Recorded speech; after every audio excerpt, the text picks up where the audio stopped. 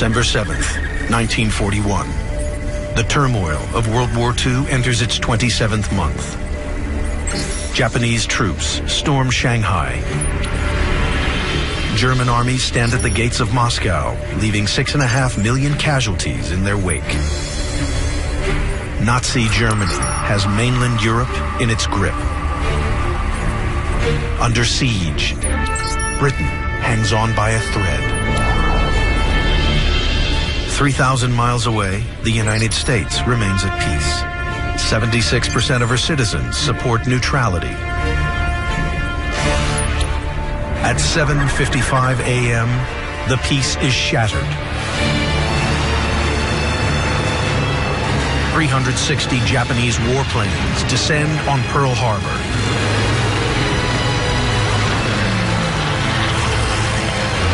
World War II has come to America.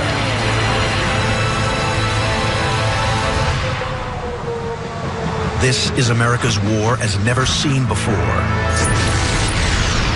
From the unique vantage point of space. Witness the key battles unfold and the military strategies behind them in stunning detail. Revealed are the political alliances, the global battle for resources, and the astounding awakening of American military and manufacturing might that will determine the outcome of the greatest conflict ever fought.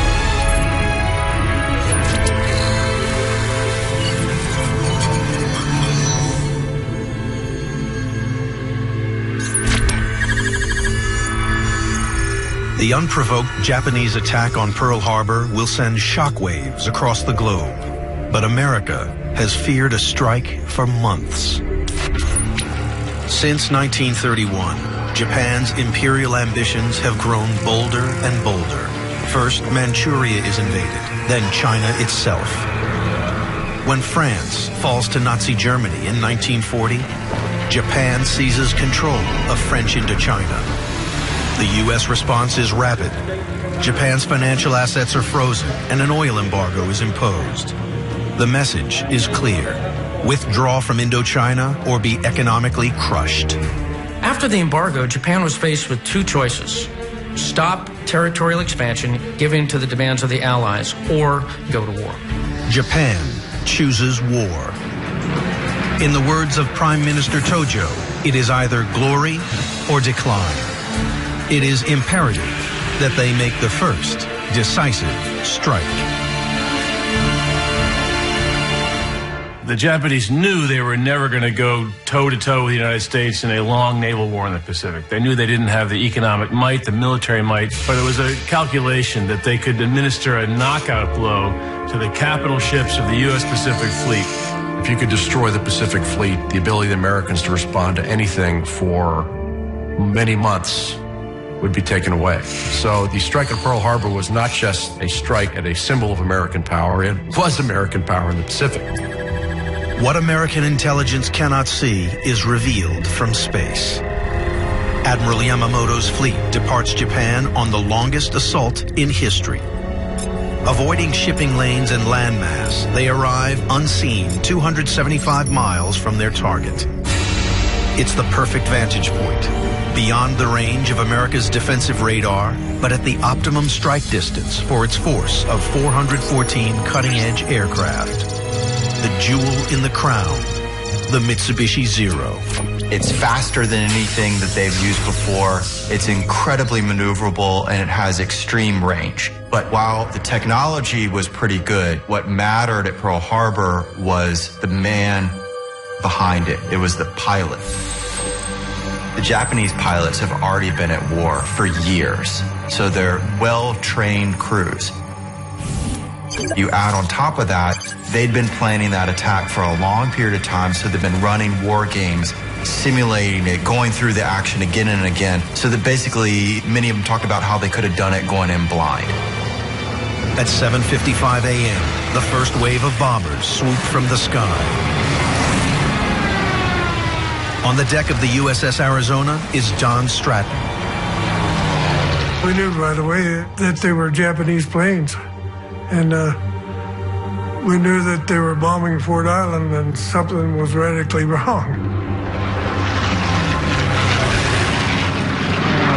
Planes were strafing and dive bombing. It was just a horrible experience and a horrible sight.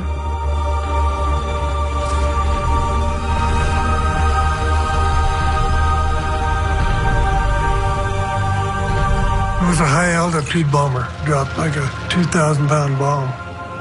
I mean, it just devastated everything in its path, and the concussion and the smoke and the fire was horrendous. It just was like you'd lost your home. Of 8 battleships at anchor, the Arizona, Oklahoma, West Virginia, and California are sunk. The rest severely damaged. In 68 minutes, Japan has crippled the heart of America's Pacific Fleet.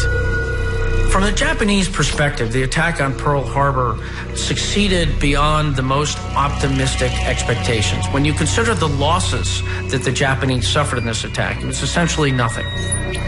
The Japanese lose 64 men to 3,649 U.S. casualties. A human damage ratio of 57 to 1. But Japan's margin of victory hides 2 major flaws in the attack. The Japanese failed to systematically attack the oil fields, the oil storage tanks at Pearl Harbor.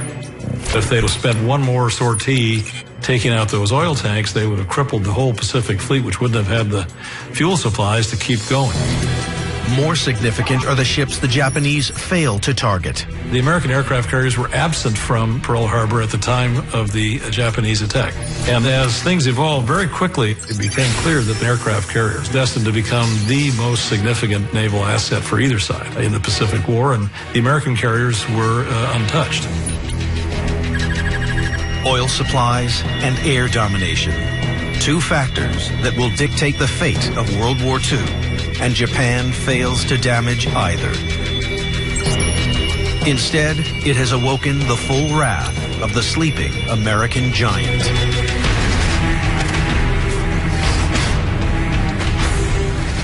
Pearl Harbor infuriated the American people. It also infuriated the American military. Massive casualties, destruction of most of the Pacific Fleet. If you wanted to do one thing to unite a country that before this had been rather divided about what to do about the war, Pearl Harbor was it. This was like a lightning rod throughout the American population.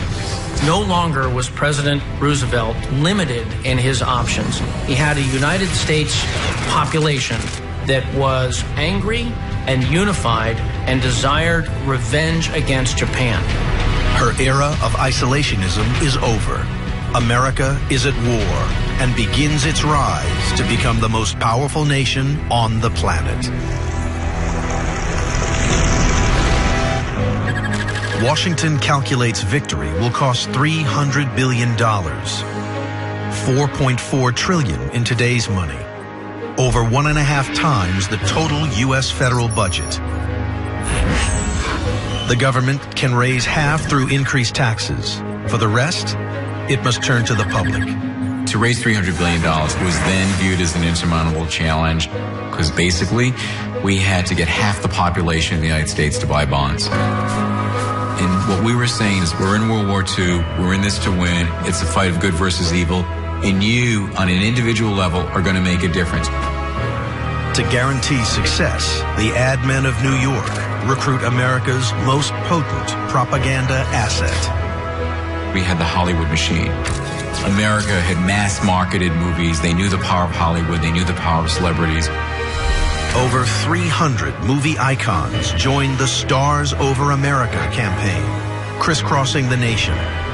Chicago, 2 huge celebrity rallies sell over $15 million in bonds. New York, a 3-way baseball game generates $56 million. By the end of the war, bonds campaigns raise $187.5 billion. To get everybody aligned behind one goal and make the transaction is huge. America and its beleaguered allies are going to need every cent. 4 days after Pearl Harbor, Nazi Germany declares war on the United States. She now faces two vast and battle-hardened powers on two fronts. When America entered the war, it looked as if the military aggressors were going to win. Seen from space, America's peril is clear. Her fleet is in disarray, and her Pacific assets at the mercy of a rampant Japan. On the other side of the planet, her strongest military ally, Great Britain, is buckling under siege from Nazi Germany. America is at the epicenter of the greatest conflict in history. Roosevelt must make the biggest call of any U.S. presidency. Which enemy to engage first? Franklin Delano Roosevelt decided that Germany was the one that could take down our closest friends around the world, and they had to make sure that Britain survived. Keeping Britain afloat was essential to the long-term prospects of victory. It stood as a large aircraft carrier that would enable an invasion onto the continent. If Britain fell under Nazi domination, the challenge would be almost insurmountable. For Roosevelt, the future of Great Britain is the future of the war.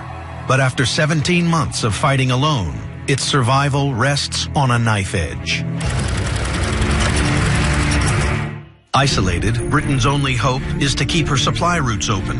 A fragile lifeline German Admiral Dönitz seeks to destroy. Britain depended on the import of 5 million tons of stuff every month. German Admiral Dönitz argued very persuasively, if we can subtract 1 million tons a month, we will bring Britain to its knees. Dönitz's lethal weapon is the U-boat. Capable of traveling thousands of miles submerged and armed with a deadly cocktail of deck guns, mines, and torpedoes. It is the perfect weapon to starve Britain into submission. When they attack, they're sending over 9,000 tons of supplies to the bottom of the ocean. With one munition, one torpedo, when it detonates, it creates this void underneath the vessel that creates the vessel to collapse.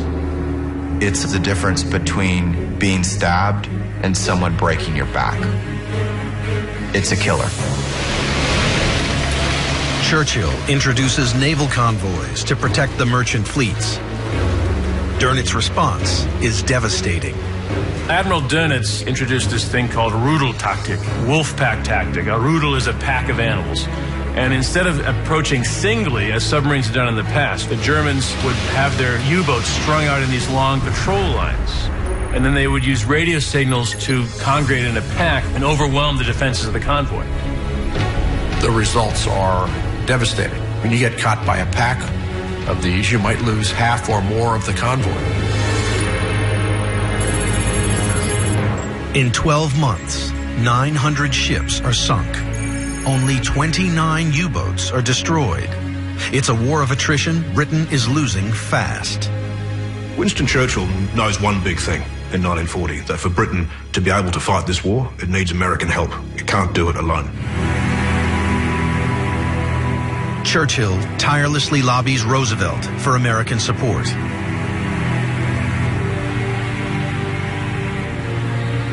Though officially neutral, Roosevelt cuts a deal. The U.S. give 50 destroyers to Britain to keep it in the fight, but at a price.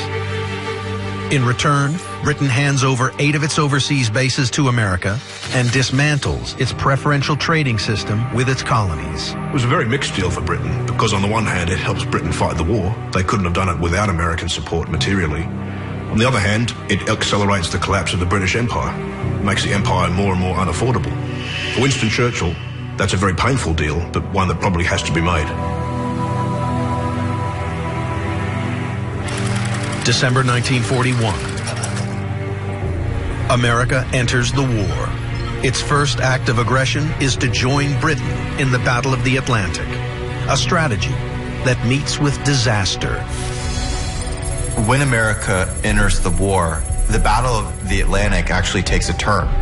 Worse for the Allies. The amount of Allied shipping that sunk goes up by these astronomical amounts.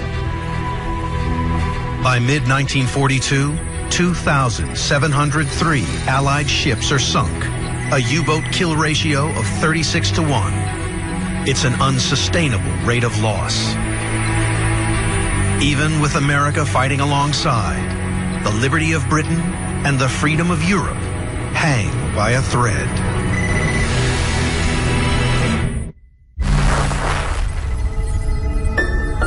Mid-1942, Britain remains in the stranglehold of the German U-boat menace. American ships coming to its aid are being destroyed at alarming rates.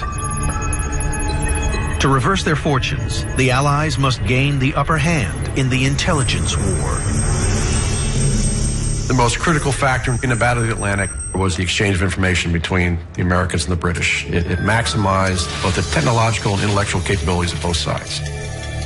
The precedent for this vital collaboration is the Tizard mission, 15 months before the Pearl Harbor attack. With Nazi invasion seemingly inevitable, Henry Tizard, head of the British Aeronautical Committee, persuades Churchill to gift America every scientific innovation Britain holds in exchange for access to U.S. production lines. The blueprints are packed into a single trunk. Embarking from Britain, it reaches Washington, D.C. in September 1940. That box was described by one American official as the most important cargo that ever reached its shores.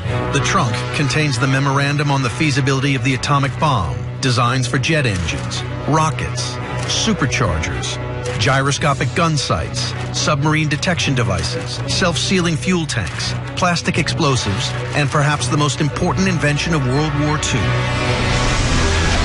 a working magnetron number 12. An advancement in radar technology 1,000 times more effective than the best American counterpart. This was revolutionary. You can put it into an aircraft, you can put it on a ship, then you can take that technology and take it anywhere on the battle space. American assembly lines begin mass producing the device that will change the course of the war. Its first challenge, to close the deadly mid-Atlantic gap. From space, the boneyard of Allied shipping is startlingly revealed. You can fly missions from the United States, you can fly missions from Britain, but you can't quite close everything, and you've got the mid-Atlantic gap in the middle. The U-boats realize that and concentrate in that area. By April 1943, 3,450 Allied ships have been lost. But new carriers are launched, loaded with long-range aircraft fitted with the magnetron number 12, and the gap begins to close. It turns the Atlantic from this wide mass in which the U-boat can hide in to no, I can find you out there. As British code breakers crack the German Enigma code, the final piece of the Allied resurgence falls into place. And the tactical and technological advantage is exploited in the convoy battle known as ONS-5. Among all the convoy battles, one of the most important was ONS-5 in April 43, and it's important really because it demonstrated clearly, I think, how far the Allies had gone. 42 ships of the slow-bound ONS-5 convoy leave Liverpool for Canada. For Dönitz, it is a perfect target. Dönitz is feeling this great sense of urgency, like he needs to sink more and more tons of shipping, and he actually presses his luck in this battle. The first wave of U-boats sink 13 Allied ships. But as thick fog falls, the advantage switches. Armed with the German codes and advanced radar, the Allies strike back with impunity. Dönitz fights longer than he should, brings in more U-boats than he should, which are then, in fact, chewed up by the convoy. After the battle, Dönitz says Battle of the Atlantic is over, because he sees how expert the British and Americans have become at detecting U-boats, chasing them down, and killing them. With ONS-5, the Battle of the Atlantic is all but won. And the astonishing transformation of American industry can start to dictate the fortunes of war. With the money and the might to outproduce the Axis, America embarks on an unprecedented industrial and social revolution. You had a war industrial board, and they looked around the United States and said, this particular place is going to be where we're going to build tanks, we're going to build planes here. And so the population went there. It's as if in World War II, somebody had picked up the North American continent at the eastern seaboard and raised it and tipped it, and everything, people, money, machines, everything just slid westward across the continent. The population of California swells by 53%, Oregon by 40%, and Washington by 37%. 19 million women become the core of the American labor force, working in war factories, transportation, and agriculture across the nation. Manufacturers of all sizes become a critical part of the war effort. Typewriter manufacturers, canned goods manufacturers, they're all converted. They're all mobilized, if you will, to support the war effort. Car factories are turned into making bombers, and refrigerator factories are turned into making armored cars. Not for nothing, it's called the production miracle.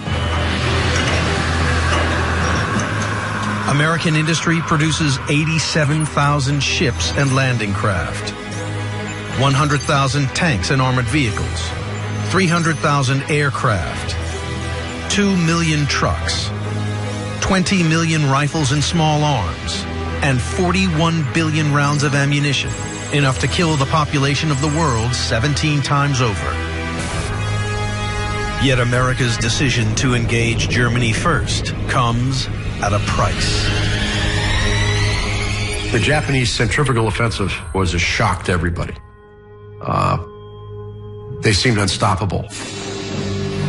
Japan advances through the Pacific unchecked, capturing American, British, and Dutch territories in a string of decisive victories. Within 6 months, they have near complete control of the Pacific theater. They captured territories for two main reasons. The first one was for resources. Dutch East Indies provide oil and rubber, which they're going to need to keep the war machine going. They also knew America would eventually respond. And so a lot of the territories were going to be barriers to set up against the Americans when they came back across. April 1942, America strikes back. Launching from the U.S. Hornet, 16 B-25s kickstart the next phase of war by bombing Tokyo. For the Americans, the raid is a chance to strike back, even though it didn't really do very much material damage. It had a major impact on Japanese leadership. The military was embarrassed they'd allowed the emperor to be threatened like that. The Japanese respond, setting their sights on America's most westerly Pacific base. From space, their strategy is clear. Seizing the island of Midway will extend their defensive perimeter deep into American waters. And their plan is, we're going to surprise the Americans, we're going to seize Midway, and then they're going to be forced to come out and fight us on our terms. The problem for the Japanese is the Americans already know they're coming. The story of the American code breakers is one of these lesser known, but perhaps one of the most important parts of the story of why America wins in the Pacific. From June 1939, the U.S. Navy Combat Intelligence Unit, under the command of Joseph Rochefort, has been attempting to decipher JN-25, the Japanese naval code. Using punch card technology and mathematical analysis, they work around the clock. In the lead up to Midway, the decisive breakthrough is made. They break the code. They knew the Japanese were coming. They knew where they were coming to Midway. They even knew when they were coming. U.S. intelligence finally grasps the full scale of the Japanese attack. The situation is highly precarious. With a weakened fleet and up against a battle-hardened enemy force, Midway is the moment of truth. The only way the Midway battle would work for America was to have their carriers in the right place and be able to strike the Japanese at just the right time. The Americans have got to get in the first major shot. At 4 a.m., Japanese bombing of Midway begins. What Admiral Nagumo can't see is 275 miles away, safely outside the range of Japanese radar. 4 U.S. carriers are poised for a counterattack. Only at 7:40 a.m. does a Japanese reconnaissance plane spot the U.S. fleet. Battles are often decided by minutes or seconds, and Midway is filled with important minutes and seconds. When the late spotter plane finally finds the American fleet, Admiral Nagumo is hit with this dilemma about, do I outfit my aircraft for bombs to bomb Midway, as they already are, or do I stop, take those bombs off and put on torpedoes so they go after the American fleet? And whatever decision he comes upon is going to have a major impact on the rest of the battle. While they were doing all this, of course, there was a long, critical waiting point with aircraft on the decks, huge quantities of explosives around. For the Japanese, this was the riskiest moment. It is the moment America has been waiting for. 41 Douglas torpedo bombers descend for the attack. But the American torpedo bombers show up unescorted, completely vulnerable. They're shot down like fish in a barrel. They just don't survive. 35 out of 41 planes are lost. Not a single bomb hits the Japanese fleet. It seems that Japan has struck the decisive blow. And then all of a sudden, the dive bombers come in and the whole world changes. A second wave of American dive bombers descends. There's the Japanese fleet with no air cover and the decks covered with airplanes and torpedoes and bombs. They're just torches to be lit. Then the dive bombers will come in and 3 Japanese aircraft carriers are destroyed in minutes. As the final Japanese carrier is destroyed, along with 250 elite Japanese pilots, the balance of power has dramatically swung in America's favor. We had 7 new carriers under construction. They had 1 carrier under construction. So they were never going to be able to replace these carriers. And what it meant is they would be thrown back on the defensive for the duration of the war. In a global theater of war, control of the air is proving to be one of the determining factors for victory. On the other side of the planet, America's first strikes on Nazi Germany are coming from the sky. The major cities in Europe are the new front lines of war.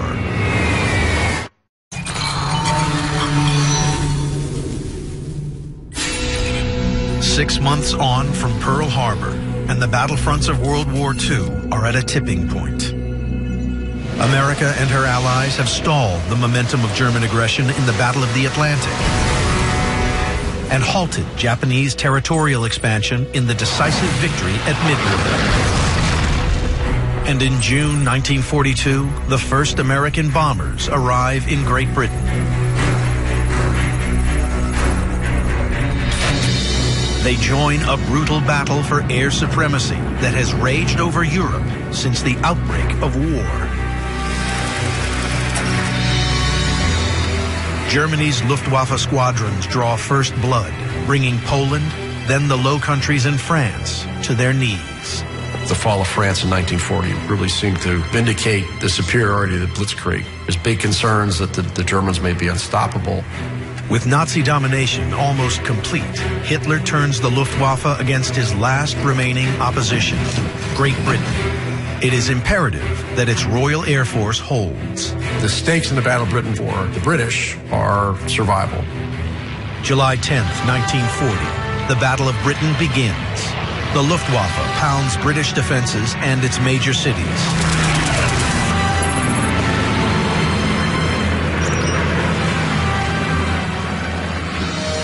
The RAF adapts very quickly and begins to shoot down more German bombers and fighters than the Germans can replace.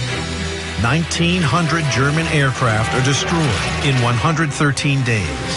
It is an unsustainable rate of attrition.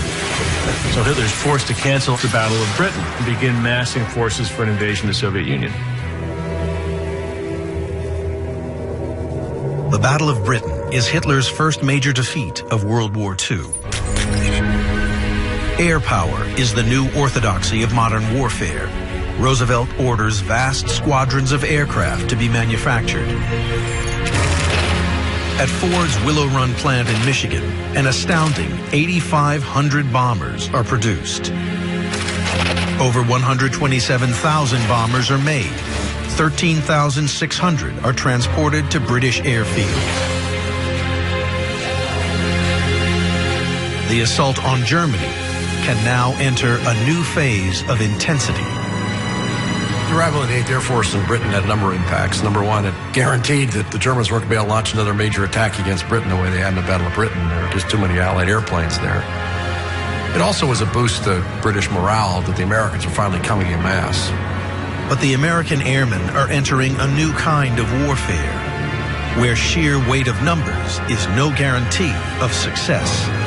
The amount of weapons that are being thrown up to stop the bombers is having an enormous toll. The survivability rate is going 11-to-1 to the infantry. It's actually safer to be an infantryman on the ground in Europe in a foxhole than it is to be in this advanced machine flying high above. After losing 1,135 bombers, the RAF switches to nighttime raids. But in the dark, only 1.5% of all bombs fall within 3 miles of the target. The Americans just saw that as too inefficient. You had to do it in daylight where you could see the target. They thought, we've got more heavily defended bombers. We think this will work. American confidence is based on the B-17, the most sophisticated war machine of its time.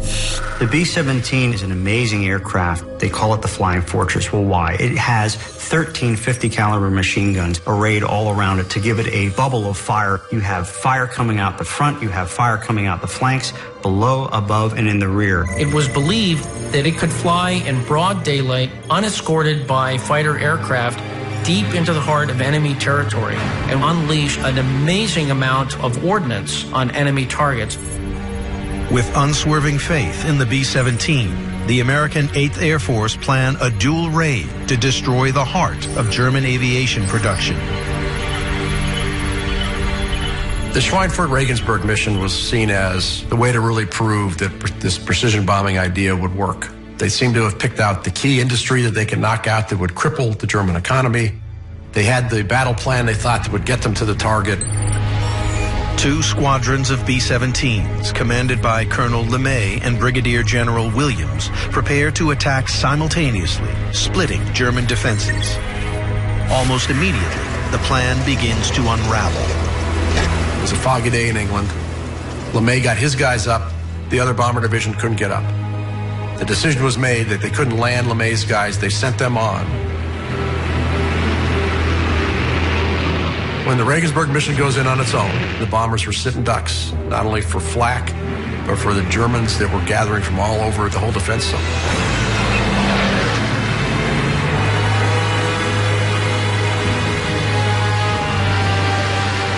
The Schweinfurt leg then comes in enough time after the Regensburg leg so the Germans can refit and rearm. And it goes through the same mauling.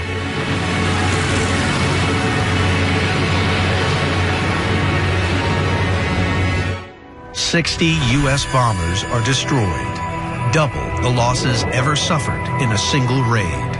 The problem for the Allies was we took the marketing of the Flying Fortress seriously. We took the idea that it could protect itself with its own machine guns and not have to worry about escorted seriously, and that didn't work.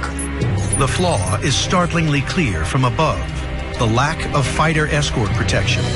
The fighters have limited range and can only protect the bombers part way to their targets, leaving them dangerously exposed. Then we get the real game changer. We get the P-51.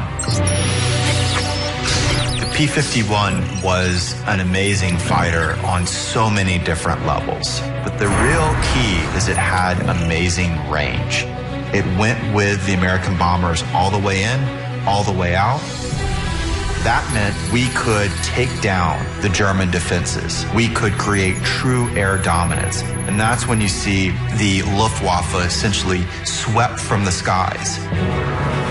Once the Luftwaffe is destroyed and we have pretty much free reign over the German skies, we really start to take down the oil industry. Oil, the single most essential commodity of World War II. Possession of large supplies of oil was the only way to victory. Without oil, mechanized armies could not fight. From space, the battle for the world's oil reserves is revealed. America is self-sufficient. Its oil fields are the cornerstone of Allied military strength. In contrast, Germany's stockpile of 20 million barrels is rapidly running out. One of the weaknesses in the German war effort was they couldn't get access to unlimited quantities of oil. They then decided to produce synthetic oil, and synthetic oil was really critical for making up that difference. Synthetic oil, produced from coal and natural gas, is the lifeblood of Hitler's mechanized forces. As Allied air raids crippled Germany's synthetic fuel production, Hitler's best hope is to seize the Caucasus oil fields. Deep inside Russia, the two sides clash in the bloodiest fighting history has ever seen. At stake is the outcome of World War II.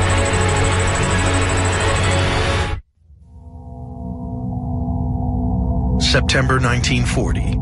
While America remains neutral, Hitler has mainland Europe in his grip. But in the skies over Britain, the Nazis' relentless westward advance is halted. It is a defeat that forces Hitler to turn his attention towards the ultimate goal, the conquest and annihilation of the Soviet Union. The Soviet Union represented the nexus of everything that Hitler hated. He saw it as a bastion of communism and Judaism. And if it were not defeated, ultimately the Soviet Union would destroy Germany and destroy the Aryan race. But there was also just sheer pragmatism here. The Soviet Union was the Großraumwirtschaft, the great economic space. They needed the raw materials, the oil, the food, and by annexing the Soviet Union, they'd be able to sustain a long war and fend off any British-American attacks. June 22nd, 1941. Hitler launches Operation Barbarossa, the invasion of the Soviet Union. Across an 1,800-mile front, Hitler's army of over 4 million Wehrmacht troops surges forward, destroying everything in its path. This was the largest army that had been assembled in the history of the world. And the Germans demonstrated an operational and tactical mastery that the Soviets simply could not match. And the barbarity is almost incomprehensible. Following the frontline troops, there were special action squads. Their purpose was to identify and murder political leaders and ultimately Jews in the occupied areas. The slaughter of 1 million Soviets is the merciless testing ground for the Holocaust.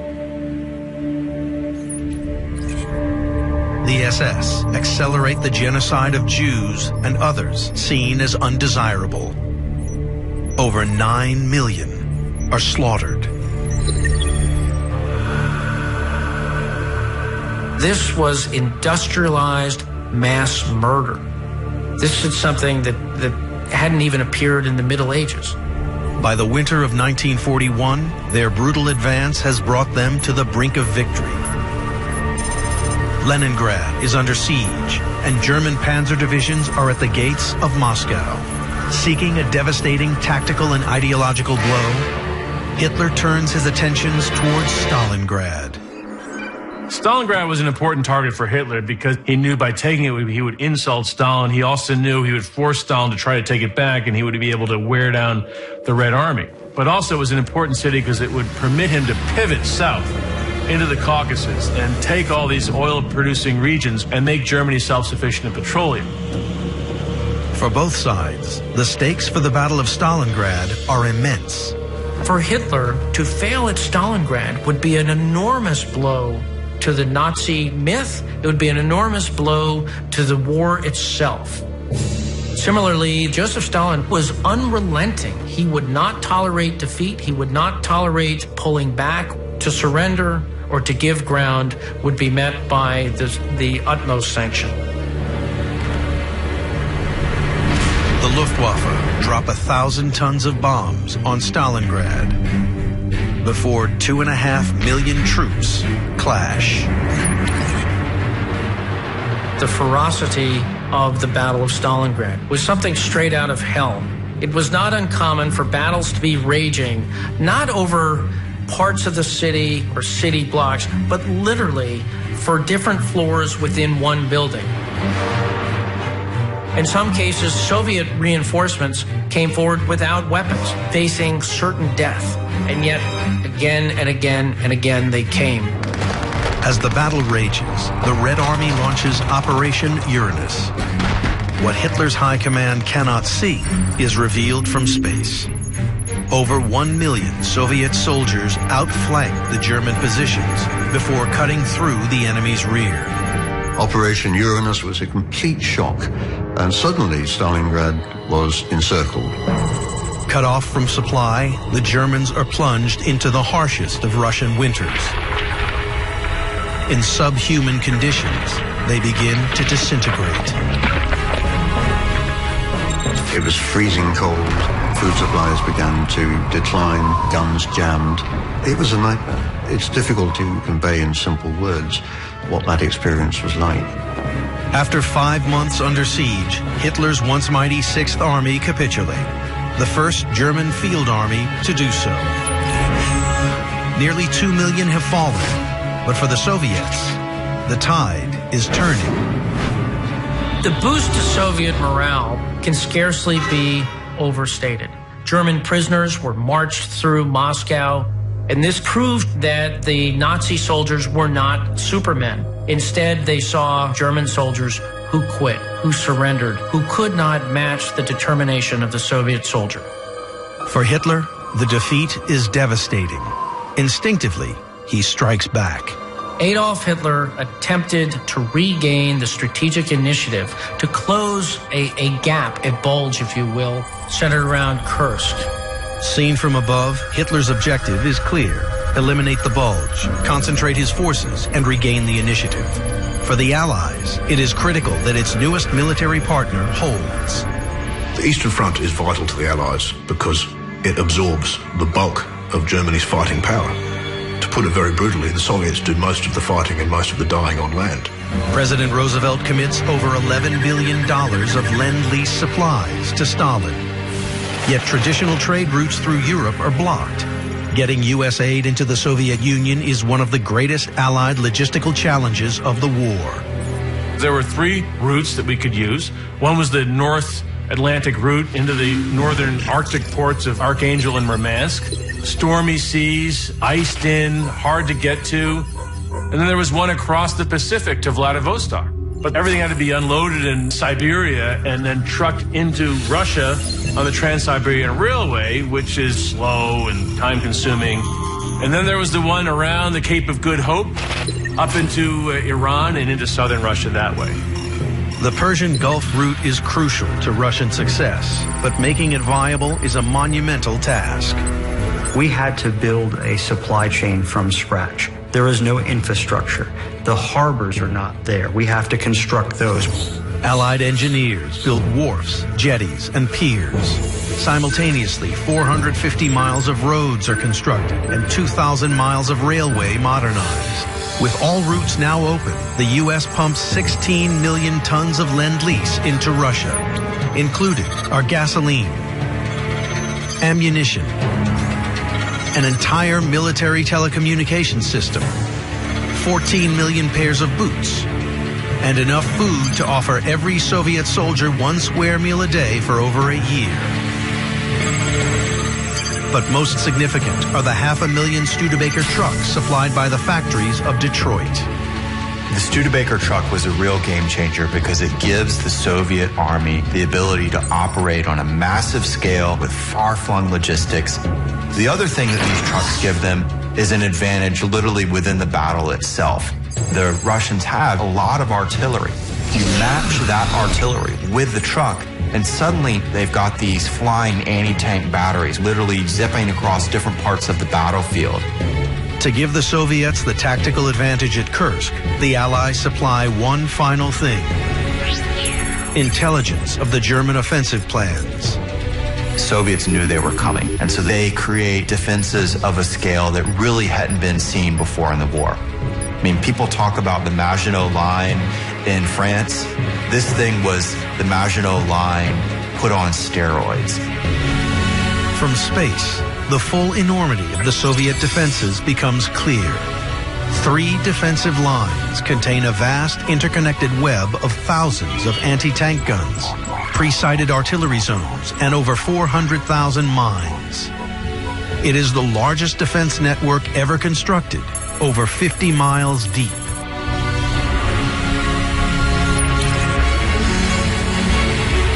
July 5th, 1943. Over 2,000 tanks and 2 million troops engage.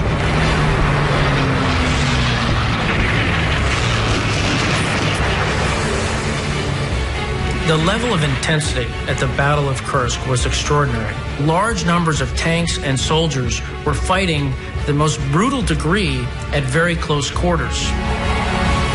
There was brutal hand-to-hand combat, flamethrowers, thousands of tanks coupled with artillery raining down. All of this would have combined to create a scene that would have resembled hell on earth.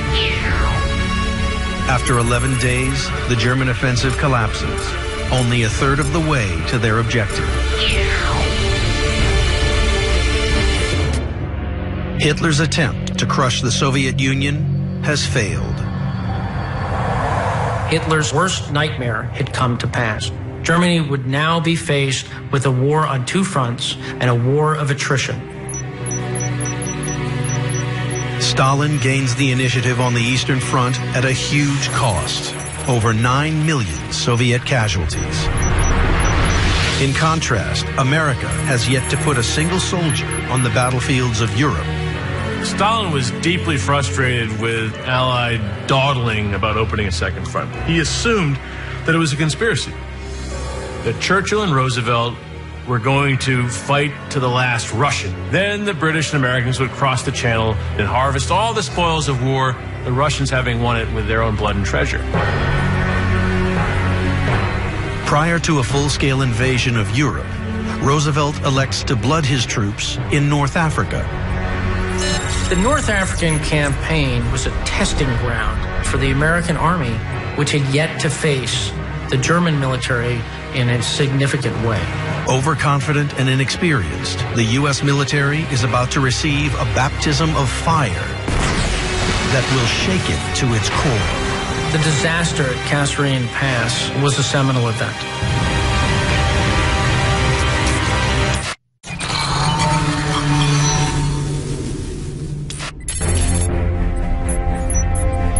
As the American Pacific drive towards Japan accelerates, and as Stalin in the East and the Allied bombing campaign in the West continue to weaken the Third Reich, America prepares to test its troops in North Africa. They will join a desert campaign that has been raging for over 2 years. June 10th, 1940. Italy, under Benito Mussolini, joins the Axis, and with Germany, plans to force Britain from North Africa. North Africa was a vital front for the British in World War II because it was the vital hinge of the British Empire. A German and Italian victory will open up the untapped oil reserves of the Middle East and seize the Suez Canal that connects Britain to its empire.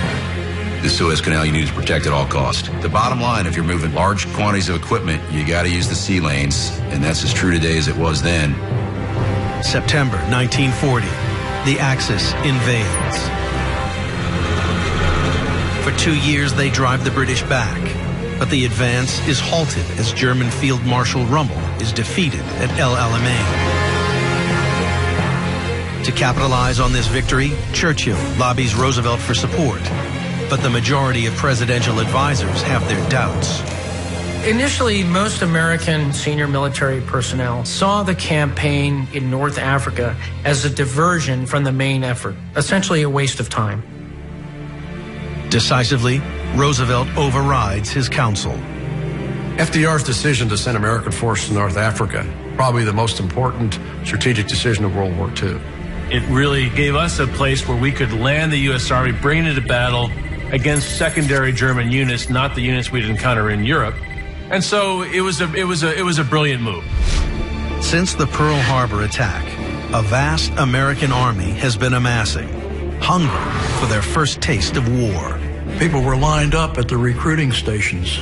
All the boys were up in arms. I graduated in February, and I was in uniform in March. The country had been violated, is what we thought, and everybody just wanted to get busy and do something about it. Volunteers and inductees from the draft swell the ranks as America rises to become the largest military power in the world. Before the war, the total strength of the U.S. Army, including its Air Corps, was well below 200,000. There would be over a 40-fold increase in the space of 6 years. During the war, the armed forces encompassed 16 million men under arms. That's 13% of the entire population. With this vast army assembled, America is primed for Operation Torch. Then the largest amphibious invasion in history. Torch actually was a very important rehearsal for D-Day. It was a huge operation. It was logistically extremely complex. Torch was a monumental challenge for the U.S. because we hadn't won the Battle of the Atlantic yet.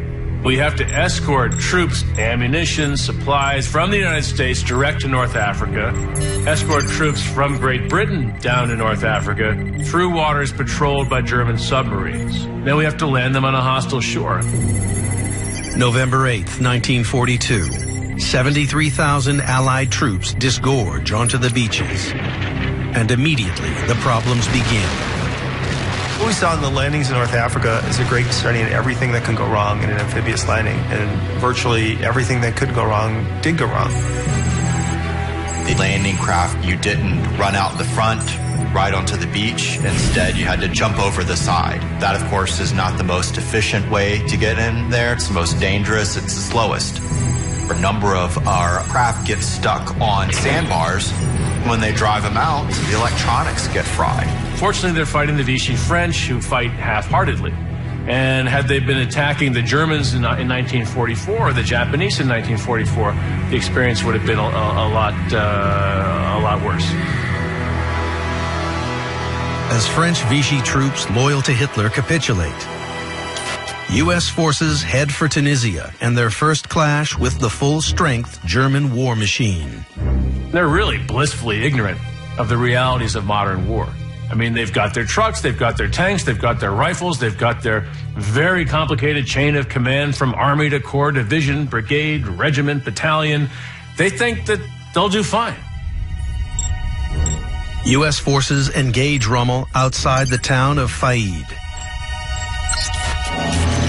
Making an initial breakthrough, they pursue retreating panzer divisions. From space, Rommel's master tactic is revealed. The panzers are decoys, luring U.S. forces into a trap.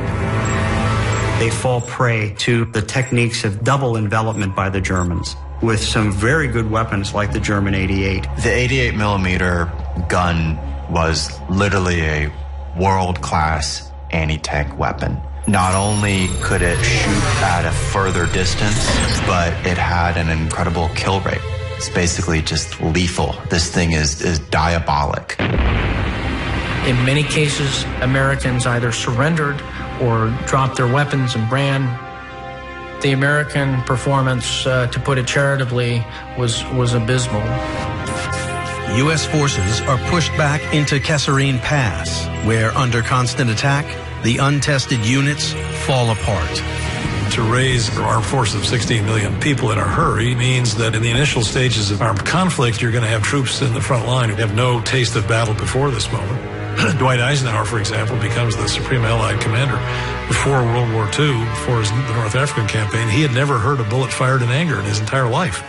He had no actual combat experience. Further disaster is averted when reinforcements from the British First Army arrive. And with Field Marshal Montgomery approaching from the east, Rommel retreats. Frank Gervasi witnesses the aftermath. We got to Kasserine Pass, and we had patrols going out, and you still smell the flesh from, the burnout tanks and human beings, and it was bad. We took an awful beating. Don't forget, though, we were against Germany's best, Rommel's. We had the equipment, but we didn't have the experience. America suffers 6,500 casualties. Its first land battle in World War II is a disaster. Kasserine was a tremendous defeat for the United States. There's just no way to sugarcoat that. On the other hand, Kasserine is the best thing that ever happened to the U.S. Army. It's better to get your butt kicked there than get your butt kicked in Normandy. There are some changes made in policies and how we're going to operate, but there are also some key leadership changes. You've got Eisenhower earning his spurs, you've got George Patton. And the lessons learned in North Africa are going to be applied for the rest of World War II. The new U.S. Army doctrines ensure a dramatic turnaround. First, Tunisia falls, followed by Sicily, preparing the way for the Allied invasion of Italy. And on the other side of the world, the Pacific War enters a new phase of ferocity. The carnage was phenomenal.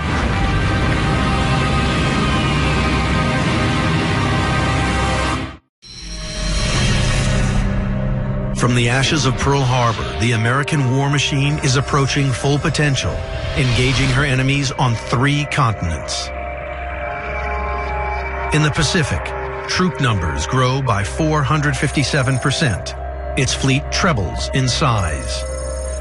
With this vast force assembled, America's final drive towards Japan begins. The American strategy is a dual-pronged approach, with Admiral Nimitz with the Navy Marines going through the Central Pacific, General MacArthur with mostly Army forces coming through the Southwest Pacific, both approaching Japan from different axes. Admiral Nimitz's flotilla is the largest in history, the perfect weapon to destroy Japan's defensive strongholds. It's this massive fleet of aircraft carriers, destroyers, fast battleships, backed by this long logistics train of supply ships, oilers, hospital ships, you name it. This thing was lethality and industrialization personified. The flotilla targets Saipan, one of the Mariana Islands. Its airfields can become the launch pad for a sustained aerial bombardment of Japan. Emperor Hirohito demands his 32,000 troops stationed there to defend at all costs. For the Japanese, defeat was not an option, retreat was not an option. If it meant losing everything and everyone, they would do it in pursuit of victory. June 1944, 8,000 U.S. Marines hit the beaches under intense Japanese fire. For the Marines, it was a nightmare. At the end of the day, Japanese have one job, which is to inflict heavy casualties on the people attacking them. If you're in the front line, you're going to be one of those casualties. Facing fanatical resistance, a further 80,000 troops land, all dependent on naval support. But what U.S. Commander Admiral Spruance cannot see are 55 Japanese ships rapidly approaching. For the Japanese, this really was going to be their last shot. They had to have success here in this particular battle. They were not going to be able to ever field this kind of force again. Responding to danger, Spruance splits his force, dispatching one half to engage the Japanese fleet.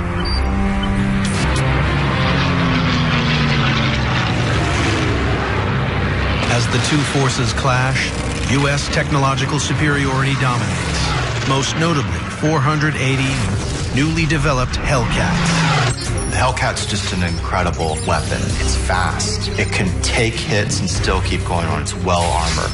And on top of that, it's now flown by elite pilots. The Japanese had lost most of their well-trained pilots in other battles. They couldn't replace them. They didn't have the fuel to train. Their aircraft weren't as good. And that's what really creates the turkey shoot of the Battle of the Philippine Sea. Over the next 8 hours, 429 Japanese planes are destroyed compared to 29 American, a kill ratio of 15 to 1. The scale of the slaughter between American pilots and Japanese is significant enough where after the Battle of Marianas, The Japanese aircraft carrier force is no longer a factor in the war in the Pacific. On land, American troops continue to face ferocious resistance. The Pacific War was a bitter and cruel war, but at Saipan, it became more and more evident how deep was the Japanese ferocity or the ferociousness of the Japanese capacity to resist. And there are these hair-raising stories about how the Americans had to lower drums of gasoline and explode them in the caves in which the Japanese were hiding because they could not induce people to come out and surrender. The suicidal fervor is not confined to soldiers. 8,000 Japanese civilians leaped to their deaths. The American witnesses could not believe their eyes that they were seeing this mass suicide of Japanese civilians, including women and children, mothers killing their own babies, rather than surrender to the Americans. When Saipan falls, over 3,400 Americans lie dead, alongside 46,000 Japanese, half of whom are civilian suicides. It's a mere taste of what's to come. January 1945, American Air Force General Curtis LeMay arrives at the conquered airfields of the Marianas. The war in the Pacific is about to ruthlessly escalate. Curtis LeMay believed there should be no hesitation and no moderation in bringing destruction to the enemy. And the surest, most effective way to do that would be through massive, unrestrained strategic bombing. He was going out to destroy the industrial power of Japan. And the kindling for all those fires he was lighting to burn down the factories happened to be houses with people in them. March 9th, over 300 B-29s reach Tokyo. They systematically lay down 1,665 tons of M69 incendiary clusters over the wooden city. It remains the most destructive air raid in the history of mankind. The Japanese later called the early fire raids the Night of the Black Snow because of the debris and the impact of these particular raids on their lives. Master bomber who was watching the raid said you could see the fires 150 miles away. You had asphalt melting in the streets. You had glass melting out of buildings. A lot of the air crews were really shaken up by the results. Tail gunners reported watching people burning to death in burning rivers covered with napalm. Japanese doctors wrote about watching the debris floating in rivers afterwards, and they couldn't tell if it was bodies or sticks of wood. 16 square miles are razed to the ground. The inferno claims 90,000 civilian lives and leaves over 1 million homeless. On the other side of the Atlantic, Allied forces converge to prepare for an equally decisive breakthrough in the liberation of Europe. For the Allies, the D-Day landings represented the success or failure of the entire war. But the outcome really rested on a knife edge.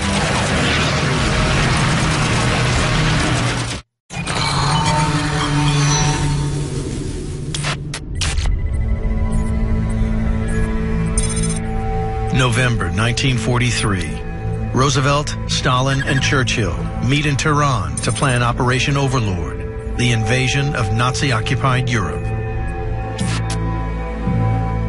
Churchill warns of the challenges that await them. The British had learned firsthand how capable, how effective a fighting force the Wehrmacht was. Britain's experience is chastening. Evacuated from Dunkirk in 1940, driven from Norway and Greece. Yet despite the dangers, the Allies determined to risk everything on a full-scale cross-channel invasion into the teeth of the Nazi defenses. In order for D-Day to succeed, it required 4 distinct events to happen. First, the Allies needed the momentum of manpower and equipment to make it to the beach and continue to reinforce the beachhead once the landings were secured. Secondly was air supremacy. The Allies had to prevent the Germans from reinforcing their positions on the beachhead. Also, the Allies needed a major Soviet offensive so that Germany would be sandwiched between two invading armies. And finally, the element of surprise. If the Germans had been aware that the invasion was coming, it would have certainly failed. To win the intelligence war, the Allies launch Operation Fortitude. Operation Fortitude stands to the present day as arguably the greatest deception plan in modern warfare. In an audacious act of misdirection, a decoy army of 11 ghost divisions, figureheaded by General Patton, assembles opposite Calais. They had to really trick the German high command into thinking that Calais, the shortest route across the Channel, was the way that the invasion was going to be mounted. It had dummy tanks, dummy airstrips, dummy hangars, and they let German reconnaissance aircraft fly over these areas. Say, oh, here's a huge army. This is clearly where they're going to put their main effort. With Fortitude blinding the Axis, the real invasion force secretly assembles. 9.5 million tons of supplies, 4,000 amphibious vessels, and over 1.5 million troops. The man charged with the immense logistical challenge of the landings is British naval mastermind Sir Bertram Ramsay. Sir Bertram Ramsay's plan was meticulous, it was complex, it was rehearsed, and it was thorough in every way. The plan is astonishing. Almost 7,000 vessels will be loaded with men and supplies and moved in secret to the assembly points. At a predetermined time, they will navigate through narrow channels cleared of mines towards enemy shores through unpredictable seas. Simultaneously, naval screens will be mounted to protect against Axis counterattacks. The scope and depth of it is just off the scale. Me personally, I've been involved in planning for things like Desert Storm, Operation Iraqi Freedom, the early pieces of it, and even that, with big computers and lots of smart guys working it was daunting then. Getting the Allied forces to the beachheads is just the start. Awaiting them is Hitler's Atlantic Wall, a defensive network 1,600 miles long and considered by the Fuhrer as unbreachable. It's this combination of everything from millions of mines, specific defenses designed to rip the bottom of a landing craft. Then you get to machine gun bunkers with interlocking fires, 6-inch cannons, you name it. It's just a nasty, nasty piece of work. You know, there were trained troops who've been there for years, sighting every avenue of approach off the beach. You know there are going to be massive counterattacks. The Germans are masters at that, so there's just so much uncertainty.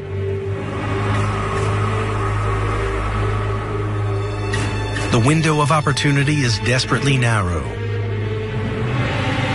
Supreme Allied Commander Eisenhower sets the date. June 5th, 1944. Once Eisenhower made the decision, it was irrevocable. There was no plan B. This was it, go for broke. Either the invasion would succeed or the invasion attempt would have to be put off indefinitely. Dwight Eisenhower sat down and wrote a little note taking blame for the failure of the landings that he was prepared to deliver if it did fail. No one on the Allied side saw this as a sure thing. As the Allies bomb the French infrastructure connecting Normandy to the east, 3 million servicemen are locked away from the population. Coastal towns are locked down. The fate of the world hangs in the balance.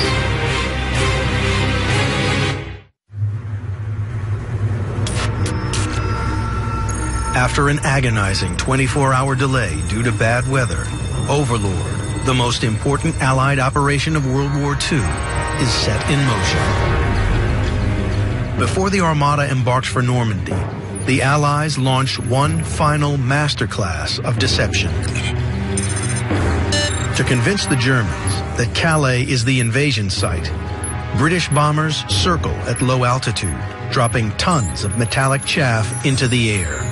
This created a huge radar registry for the Germans, and this phantom army that has been constructed in their minds through documents and fake bases, now it starts to come alive. Totally threw the German defensive planning, it threw it into disarray. With the misdirection campaign underway, the invasion force heads towards its targets. 5 beachheads and a cliff-top gun emplacement at Pointe du Hoc. Ahead of the transports, an aerial and naval barrage pounds the coastal defenses. Despite the assault, the men on the landing craft come under ferocious German fire. It was confusing. The German planes were going right over us. There was these bombs and guns were going off and everything else. Some of the boats, they got hit by bombs already. And all you could see is like, you don't know who they were. See guys laying in the water, some with limbs off and arms. It was more than being frightened on the boats. Some guys were crying a little bit. Some guys was even urinating. We were all nervous. Everybody was. But there's nothing you could do about it. You knew what you had to do and it had to be done.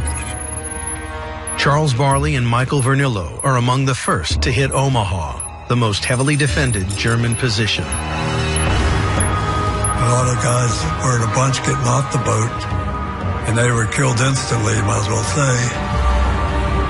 When we got into the water was up to my stomach. I said to myself, I said, "Goodbye, Charlie, you're gone." And it was really a terrible feeling in the water. You see the bodies laying around and they couldn't identify them. It was really, really nasty, really bloody. Those fortunate enough to make it off the boats, the scene they would have confronted is almost unimaginable. They would have been suffering still from seasickness. They would have heard the whirring of bullets above their heads. They would have seen in front of them dead and dying American soldiers. But it was more than chaos. It was deadly chaos. As the Allies continue to land against merciless German fire, the casualty rate soars. But after 15 hours of fighting, all beachheads are taken, with Pointe du Hoc falling the following day. The Allies suffer 10,000 casualties, but it is bloodshed achieving the almost impossible. They have a foothold in Nazi-occupied Europe. For Hitler, this was the nightmare come to pass. We basically, signed the death certificate of Nazi Germany on June 6, 1944. After weeks and weeks of being bottled up in the Normandy beachhead, the breakout that occurred exceeded expectations. The success is down to the network of supply lines chasing the frontline soldiers. Connecting France with the war depot of Britain are artificial Mulberry harbors, landing 2.5 million men, 4 million tons of supplies, and 500,000 vehicles within the first 10 months. Fueling the offensive is Operation Pluto, 70 miles of undersea pipeline pumping up to 1 million gallons of fuel per day into France. Those tons and those millions of gallons of fuel were on a scale that probably won't be replicated in the future. So what they accomplished might be unique in human history, really. From space, the speed of advance is astounding. August 19th, Paris is liberated, followed by Rouen, Verdun, Antwerp, and Brussels. By September, the Allies reach the Siegfried Line on the cusp of the German fatherland. Hitler launches his final desperate counterattack, the Battle of the Bulge. Despite heavy losses, the Allies prevail, and Nazi Germany stands on the abyss. Hitler's gamble in the Ardennes basically ensures the end of the Reich. This was his last operational force he had where he could try to influence the pace of either front, east or west. Once he threw that force away, the American-Soviet conquering of the Reich in the next year was inevitable. The war in Europe nears its climax. On the other side of the planet, the drive towards Japan is also approaching its bloody conclusion. But every island invaded is coming at increasingly higher cost. At every stage, the ferocity and intensity of the Japanese defense increases. What they thought were suicidal defense tactics in Saipan are redoubled at Iwo Jima.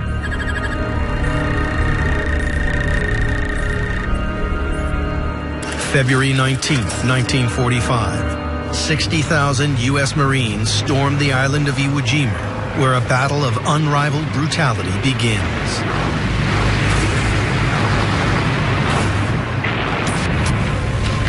The fighting on Iwo Jima stands as arguably the fiercest fighting that U.S. military personnel have ever experienced.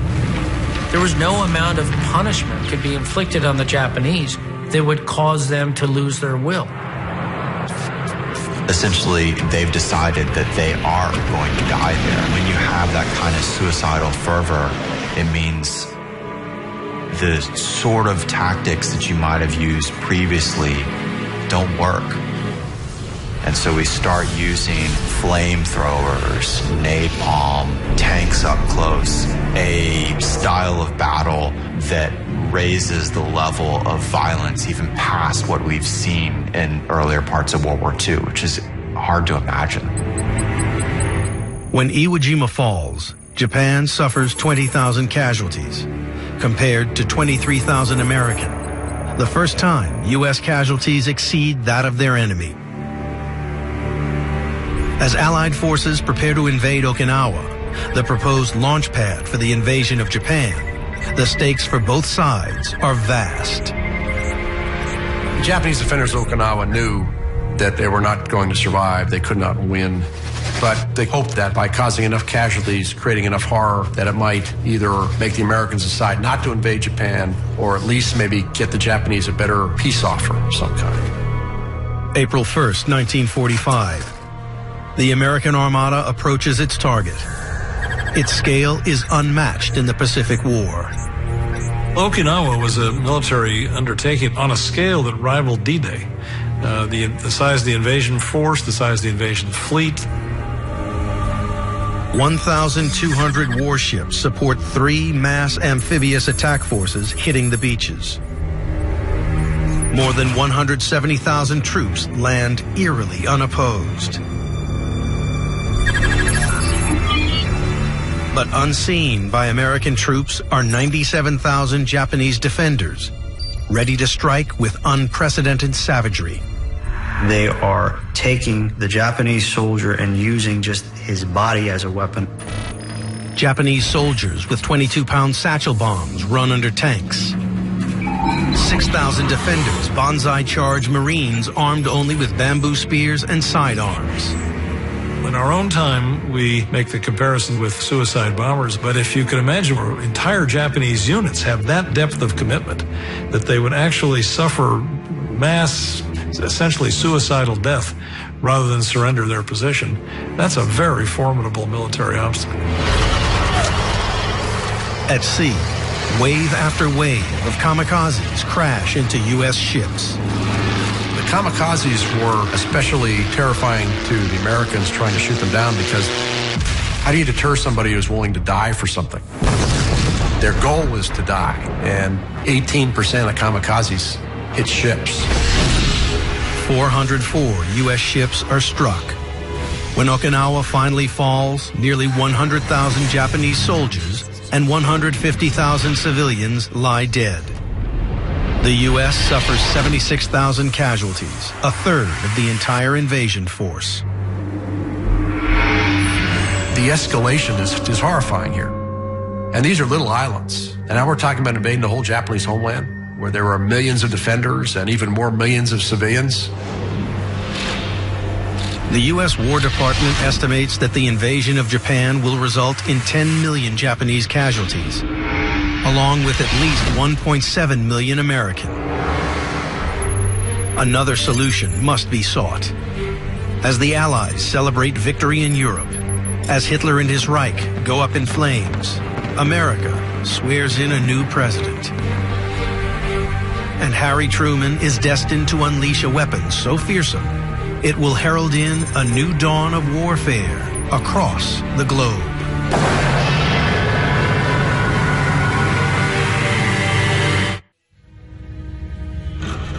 War has ravaged the world for nearly 6 years. Germany and Italy are defeated. Only Japan fights on in defiance of the Allies. But a new weapon is about to make World War II reach its climax. December 1938, German scientists split the atom, releasing 200 million volts of electricity. After Albert Einstein warns U.S. President Roosevelt that Hitler plans an atomic program, the race for the bomb is on. America, in collaboration with Britain and Canada, launches the Manhattan Project.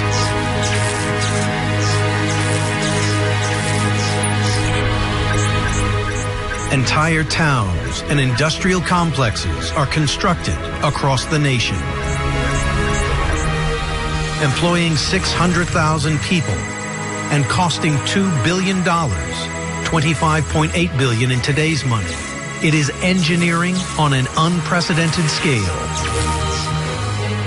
No other nation in the world could have done the Manhattan Project like the United States did. You get all these theorists together and they say there are two ways we can build this weapon.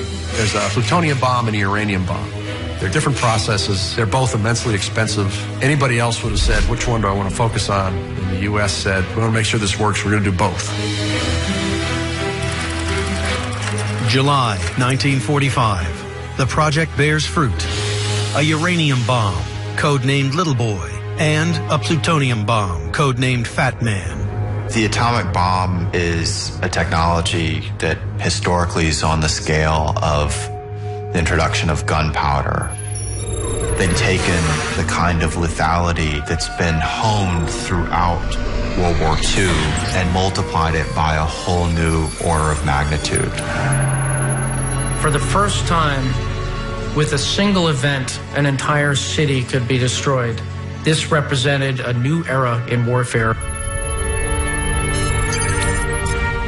Returning from the Potsdam Conference, U.S. President Harry S. Truman must decide whether to unleash the atomic bomb on Japan.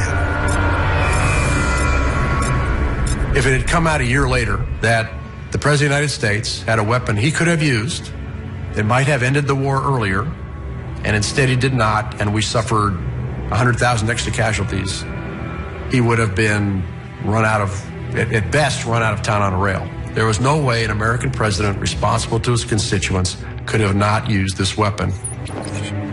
Truman, hostile to Stalin and his communist ethos, can see the significance of a nuclear strike for the post-war world. In 1945, America faced a real paradox. For a long time, of course, Roosevelt and Truman had been saying to Stalin, please help us with the war against Japan, please invade Manchuria, please defeat the Japanese army.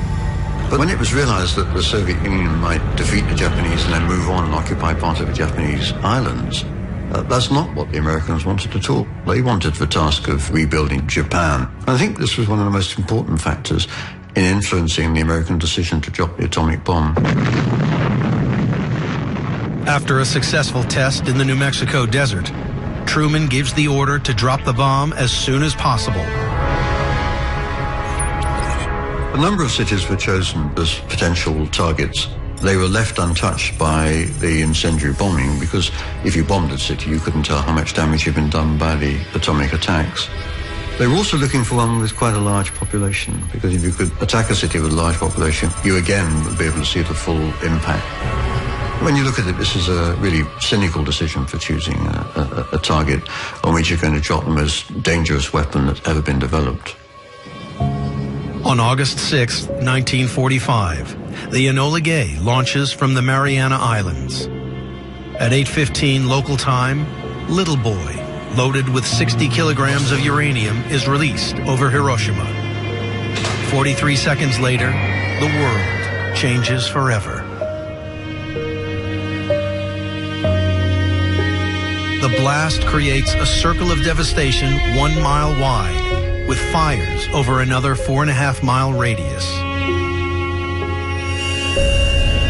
60,000 are killed instantly, with a further 100,000 dying from burns and radiation.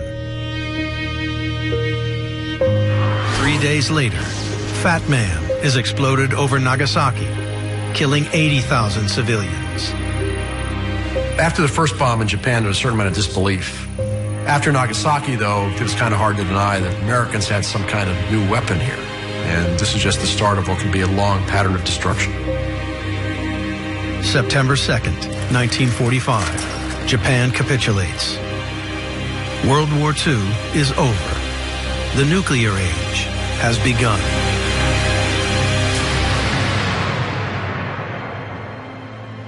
A lot of people think that the moral ethical line of destruction in World War II is crossed with the atomic bomb. I disagree. I think that if there's any moral lines left, they're all crossed with the fire raids against Japanese cities. The whole question of the atomic bomb is, will we continue to do what our weapons make possible? And that is the ultimate dilemma we've hit with atomic and nuclear weapons.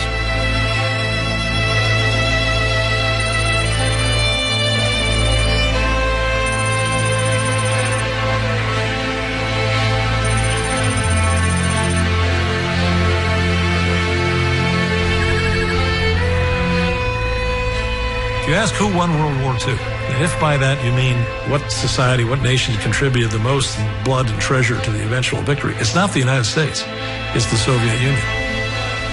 Soviet losses in the war, over 25 million people. American losses are 405,399 military dead and a handful of civilians. But if you ask the question who won World War II, and you mean who ended up in the most advantageous position at the end of the war, reaped the greatest fruits of victory, then the answer is clearly the United States. During the 6 years of war, America grows from the 17th world military power to #1. Her overseas bases expand from 14 to over 30,000 spread across the globe. Her GNP doubles, and she becomes the biggest creditor in the world, commanding half of the planet's manufacturing capacity and owning 2/3 of the world's gold stocks.